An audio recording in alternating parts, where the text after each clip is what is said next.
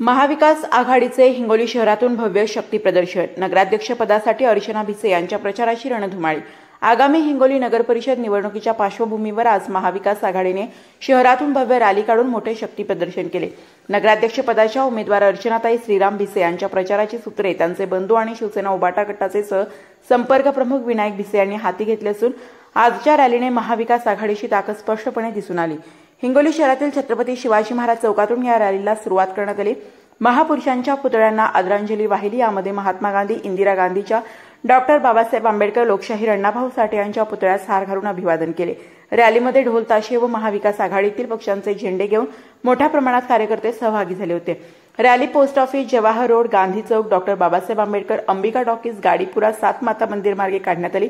या शक्ती प्रदर्शनात महाविकास आघाडीतील तिन्ही प्रमुख पक्षांचे शिवसेना, उबाटा, काँग्रेस, राष्ट्रवादी, शरद पवार गट, जिल्ह्यातील आजी माजी दिग्गज नेते, पदाधिकारी, नगरसेवक पदाचे उमेदवार आणि हजारो शिवसैनिक व कार्यकर्ते मोठ्या संख्येने उपस्थित होते।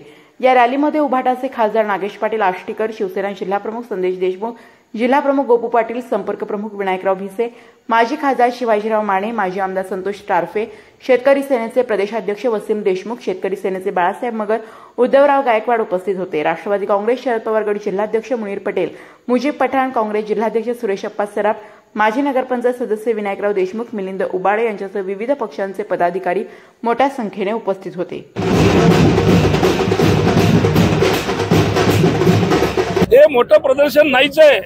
आम्ही काल सायंकाळचा विचार केला आणि आज आम्ही रॅली करतोय सकाळी। खरं तर आम्ही पूर्ण ताकदीने आम्ही रॅली काढलेलीच नाहीये। ही एक चांगला दिवस होता, आज शुक्रवारचा दिवस होता। आज आपल्या प्रचाराला सुरू करावं म्हणून आज आपण हे रॅली करून सगळ्यांचे आशीर्वाद घेण्यासाठी निघालेलो।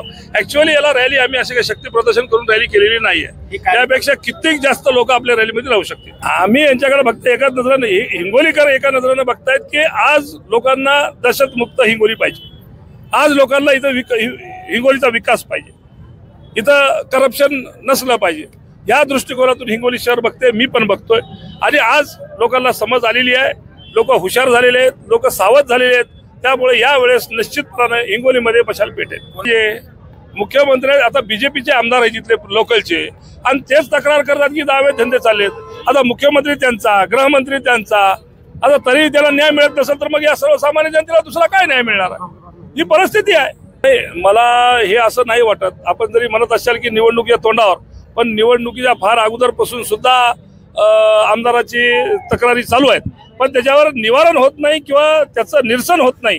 त्याच्यावर मुख्यमंत्री ऍक्शन घेत नाहीत, हा दुर्दैव आहे। हे कळमनुरीचे आमदार भांगर यांचे सगळे अवैध धंदे चालू आहेत, यांचे गुंडगिरीचं राज चालू आहे, पण त्याच्याही वरचा गुंडा आमच्याजवळ येत आहे। पण ते सत्यासाठी लढणारा माणूस आहे, सर्वसामान्यासाठी लढणारा माणूस आहे। त्यामुळे आम्ही जसं तसं उत्तर देऊ त्याला। अजून काय मी वेगळं अजून सांगायला पाहिजे का की आमदार बीजेपीचा आमदार, सेकंड टर्मचा आमदार, आणि ते तक्रारी करतायत, त्यांचं मुख्यमंत्री ऐकत नाहीत। मुख्यमंत्री, गृहमंत्री तेच आहेत आणि ते ऐकत नाहीत, आणि त्यांच्यावर जर ऍक्शन होत नसेल तर कोण पाठीशी घालतंय आपल्याला कळायला पाहिजे।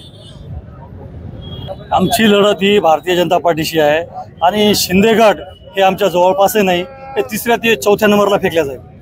आज जोरदार शक्ती प्रदर्शन केलं। शक्ती प्रदर्शन विरोधकांना काही इशारा दिला का?